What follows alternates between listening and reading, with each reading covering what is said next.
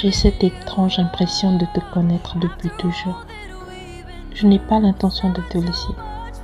Ce que je ressens à l'instant, je ne l'ai jamais ressenti avant toi.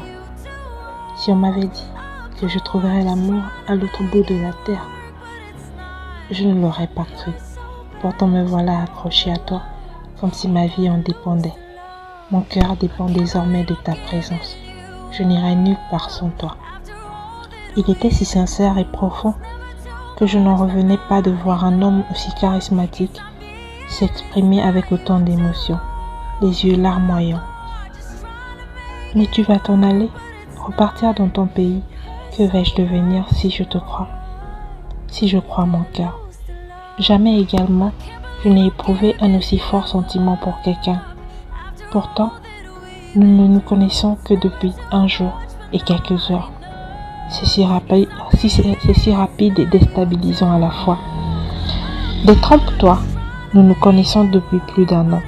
Aussi fou que cela puisse paraître, je te fais confiance. Et je t'aime. Bien avant que mes yeux n'aient eu le privilège de te voir, je t'aimais. Je ne te laisserai pas tomber.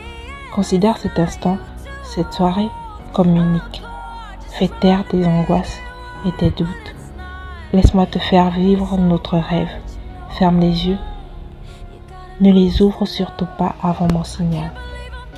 Les yeux bandés à l'aide de ses cravates, il me conduit à travers le couloir jusqu'à l'extérieur et me fit asseoir sur ce qui, au toucher, me semblait être une grande natte en raffia. Tu peux les ouvrir. Je fus émerveillée. Il avait fait aménager une sorte de nid romantique à l'arrière de la résidence, du côté de la plage. On pouvait entendre les vagues s'échouer à quelques mètres de là. Le vent secouait les branches de cocotiers, dont certaines supplantaient le mur de la résidence. Le silence paisible de cet endroit dévoilait le sifflement de quelques insectes nocturnes. Le coassement des grenouilles, mêlé au son des vagues, formait une symphonie sans pareille. Une ambiance tellement apaisante, on avait l'impression d'être autre part. En levant les yeux, on remarquait le ciel très étoilé.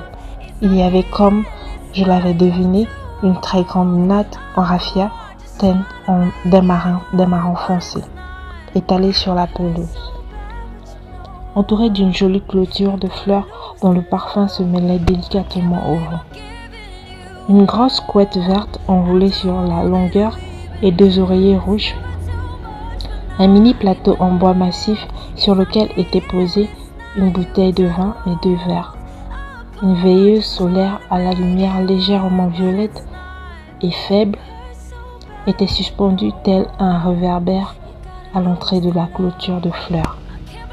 Toutes les autres lumières externes à l'arrière étaient éteintes.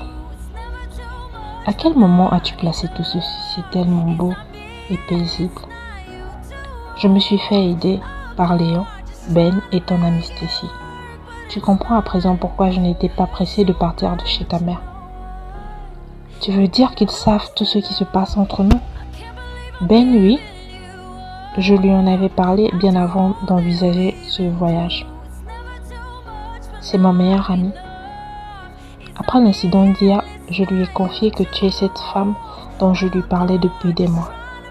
Il n'a pas cru au départ, mais quand je lui ai montré le book avec les dessins de toi, il n'en revenait pas. Il sait ce que tu représentes pour moi. Par contre, il me semble que tu en as parlé à ton amie Stacy. Concernant Léon, il se dit juste que tu es mon amoureuse rencontrée sur Internet. Et c'est mieux comme ça. Après quoi, je le paye assez pour qu'il fasse son boulot. C'est très beau. Merci de t'être donné autant de mal pour moi. Tu mérites bien plus. Alors, que penses-tu de tout ça? Je t'ai déjà dit que c'est très beau. J'aime beaucoup. Non, je parle de toute cette histoire de rêve. La façon étrange que nous nous sommes rencontrés. Crois-tu au destin? Je suis désormais plus que convaincue qu'il existe. Non. Moi, je ne crois pas au destin. Je crois plutôt en Dieu. en son Fils Jésus. Je ne suis pas très pratiquante, mais je reste persuadée qu'il influence chaque secteur de nos vies selon qu'on croit ou pas en lui. Quoi qu'il y ait des sorciers qui par méchanceté peuvent, au moyen de pratiques occultes, interférer dans nos vies. C'est pourquoi il faut beaucoup de discernement pour être en mesure de reconnaître ce qui vient de Dieu ou pas. Belle pensée, ça veut dire que pour toi, c'est une œuvre de sorcellerie. C'est une des explications auxquelles j'ai songé.